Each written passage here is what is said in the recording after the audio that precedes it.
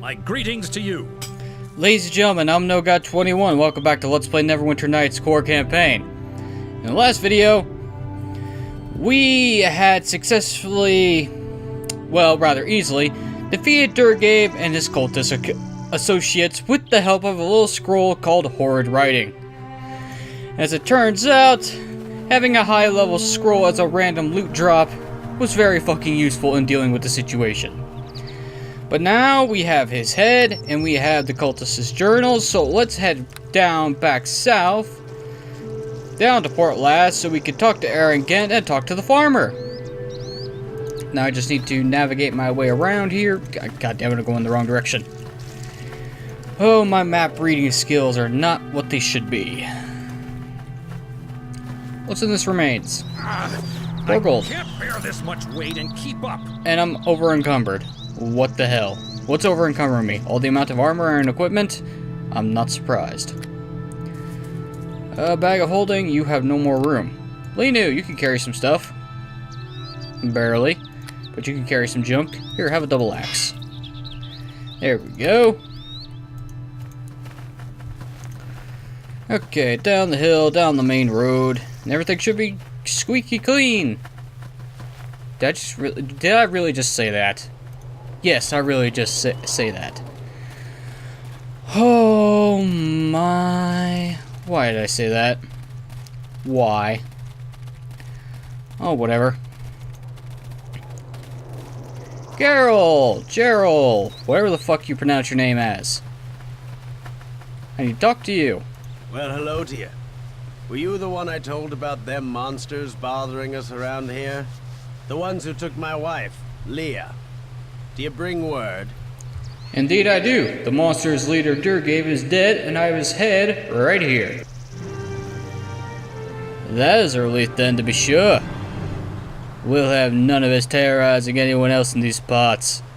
Thank you, lad. I hope this bit of gold will do as a reward. And he gave me to 150, so yes, that will do. It's the least I can do. So something else, lad. Well, I see your wife made it back home safely. That she did. She has returned safe and sound, which is more than I ever thought possible. Thank you, lad. I shall be ever forever grateful. I hope this bit of gold will do as a reward. Yes, that will do nicely. That's the very least I could do after all you've done. Something else, lad? No, I'll be on my way now. Aye, do be careful you go into the hills then, lad. I wish you well. And we'll never talk to you again. No point in talking to the wife, because why would I talk to the wife? Let's head back into Port Last. Let's head back into the Kendrick's Mercenary Barracks. That's what I'm thinking of. Where's the inn? No, it's not the inn, because that's where the annoying conversation is. Instead, let's head back to the barracks, which is a lot bigger on the outside than it is on the inside.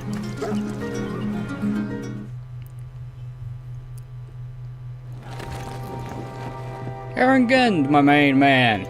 The gods smile on us that you remain yet unharmed for your efforts. With luck, success shall soon follow.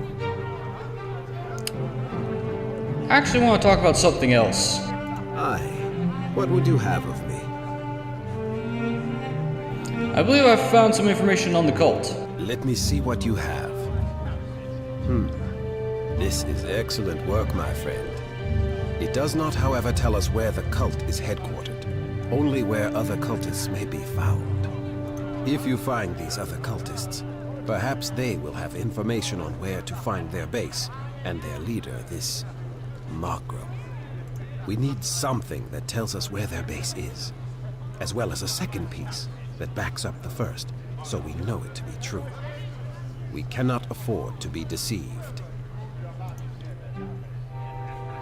Right you are, Aaron. Right you are.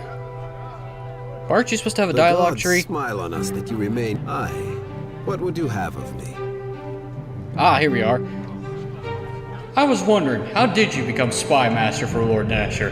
That is a curious question, my friend. Nor does it have a simple answer if the truth be known, and is not a tale that I care to often tell. I'd still like to hear the tale regardless.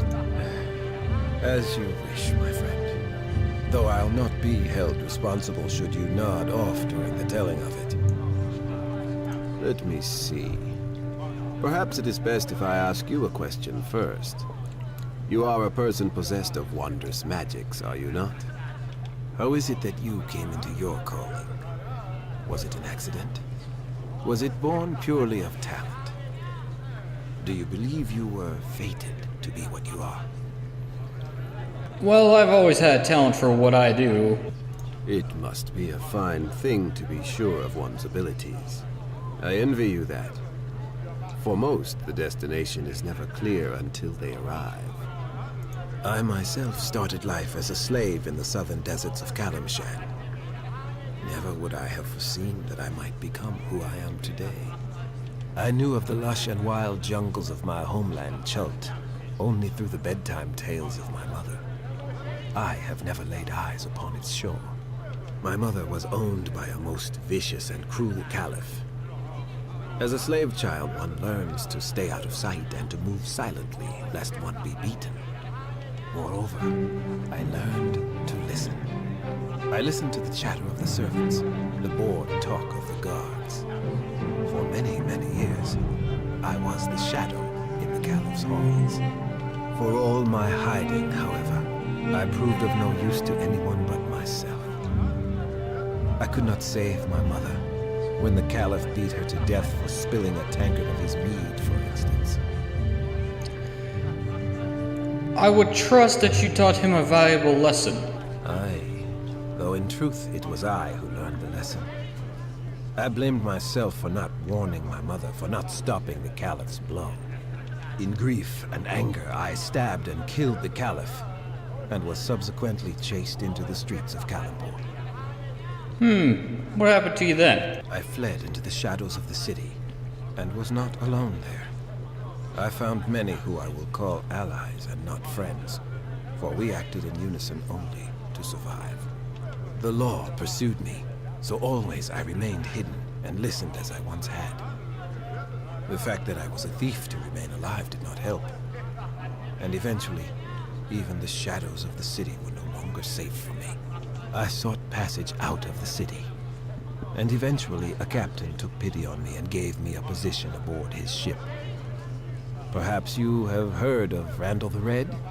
No, the name doesn't come to mind. No? Randall the Red once held quite the reputation as a bloodthirsty pirate of the Sword Coast. I was a member of his crew, though not a pirate as you think of it. I was not fond of drink as the other sailors were, and instead spent my time at each port making new contacts and listening. Over the years, Randall grew to depend on my skill.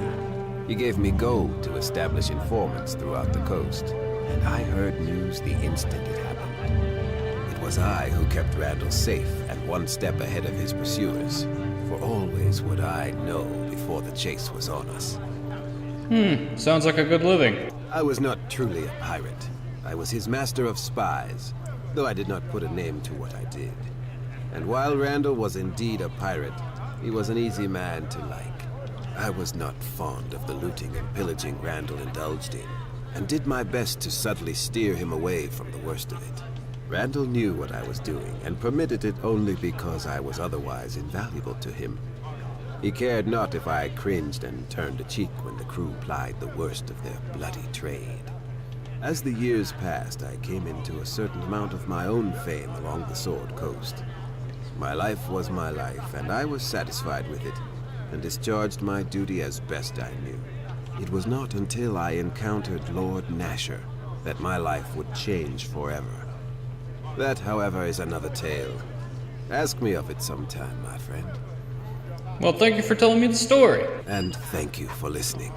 As I said, it is not a tale I tell often. Back to more important matters. Is there something you needed? No, I'll be going now. I shall hope that the gods keep you safe, my friend. And since we're here, we might as well check to see how Arabeth is handling her emotional state. I am pleased to see that you remain safe, my friend. Lord Nasher tells me he is confident of your success, though I do worry at the danger in which you place yourself. Have you yet discovered any new information on the cult? Well, yes, but I have to say this. You look tired, and it looks like you haven't been sleeping well. Why do you ask me that? The spy master put you up to this, didn't he? No, he didn't, and he's standing right across from you. I see. I suppose my state is obvious enough. Aaron is far more concerned than is warranted, however.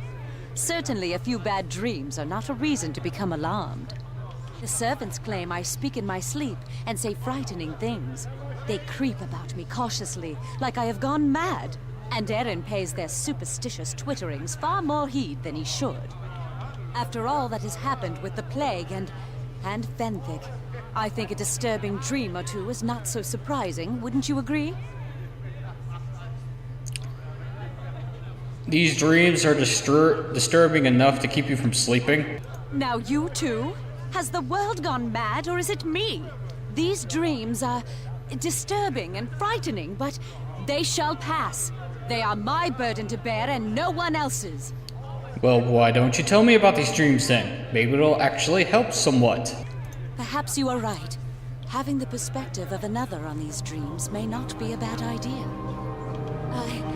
I am falling in the dream, always falling, surrounded by a heavy blackness which chokes and drowns me. Grasping hands reach out to me, and the voices, a cacophony of whispers that plead to me for help. And then I see a shrouded figure. It is Fenthic.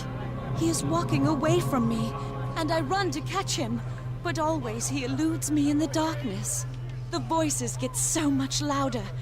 They are accusing me, blaming me, and I feel ashamed, though I do not know what I am being blamed for. I cry out for help, for them to stop their assault, but I go unheeded. And then I catch up to the figure, and I see that it is not Fenthic. He turns and gazes at me with sad eyes, and I know it is Tyr. And then my god turns his back on me. These are my dreams. Perhaps now you can understand why I have not wished to discuss them. I am frightened of what they may mean.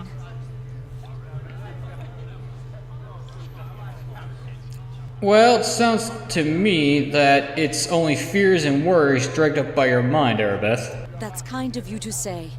I am glad I told you at least. It makes the dream seem a bit smaller now. I do feel better for it, thank you. I am reminded a little of how I was introduced to the Paladin life. You should ask me to tell you the tale sometime. Until then, however, let's return to the subject of your task. That is something we can focus on at least. Right you are, I'll be leaving now. Go with Tyr's blessing then, and be safe. Don't worry, Arabeth, you'll pull through this. Whether or not it's the right way for you to pull through this is a different story. Okay, hello. Hey, friend. I think you'd better stop looking into this cult business. Well, who says I'm looking into cult business anyway? Don't be a fool. You've been nosing around asking questions. The entire North knows what you're up to by now. Okay, could you give me one good reason not to look into the cult? You saved Neverwinter. You're the big hero. Everybody loves you. Why gamble all that away? The odds aren't in your favor anyway. Thank you for your advice. I'll keep it in mind. You are such a fool. That ring I gave you, the cult has been tracking you this entire time. Consider yourself warned, hero. And then he pops off. Well, it's a good thing I really don't give a shit. Let's head to the Cracked Anvil. Because we got stuff to sell, and no, I do not want to talk to Shaldrissa. She's just an annoying NPC who does not give you a quest, but begs to go with you, and when you say pack your shit, she basically pisses off. Though I think you could give her Solomon's ring as a cruel joke. Whether or not she actually survives with that ring is a different story. Take the shield and take the fucking axe. I can't bear this much weight and keep up. Yes, we know. question is, do I let her keep the rainbow armor? Ah, whatever, let's just sell some crap first. I'll tell ye. He is favorable, this is good. Sell the banded mail. Sell... Ooh, excuse me. Sell the chainmail.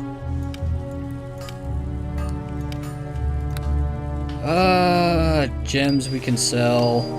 This ring.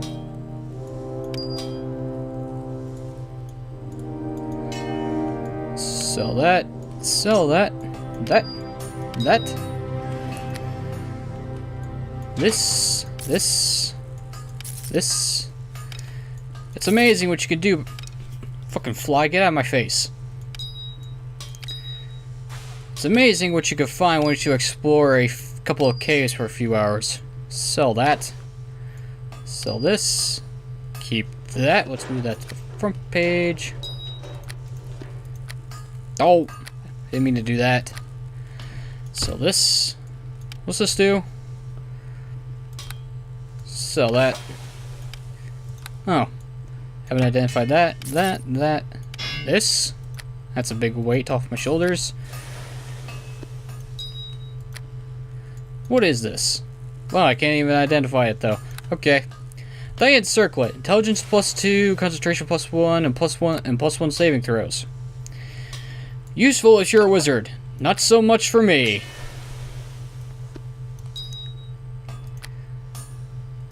The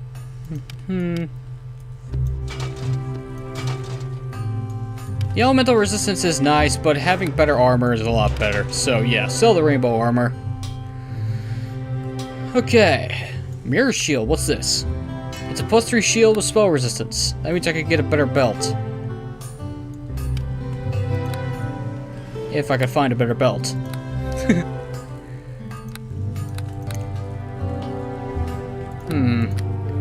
Do you have a +2 sword on you? You probably don't. Nope. I'm not surprised by this. Okay, let's buy the mirror shield. Replace that. Sell this.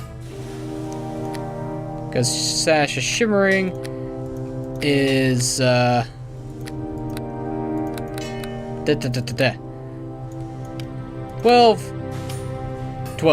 And this is just better because it's a better shield. Sell this shield. I almost have 30 armor class. Barely anything in this game will hurt me by now. Is there actually anything worth buying? Boots of Striding? Nope, they are worse than the Boots of Hardiness.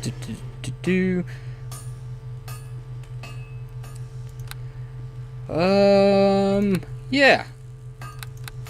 Alright then. We sold our junk. Let's get out of here.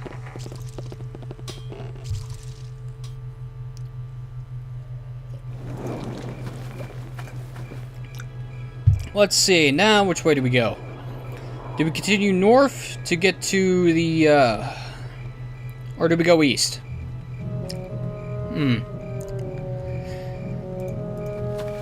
Well, either way, both ways lead east. Or is it west? Ah, whatever.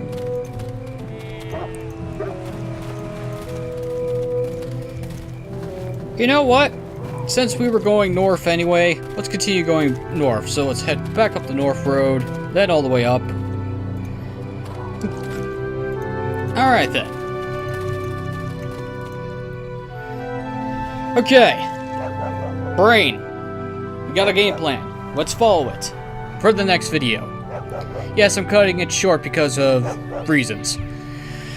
Ladies and gentlemen, I've been NoGod21. This has been Let's Play Neverwinter Nights Core Campaign. In the next video, we shall head back up north and head to the Green Griffin Inn. Until then, thanks for watching, have a wonderful evening. I will see you next time. Goodbye. Good luck. Spread your wings and fly. The phone will watch over you. Thanks for watching, everybody.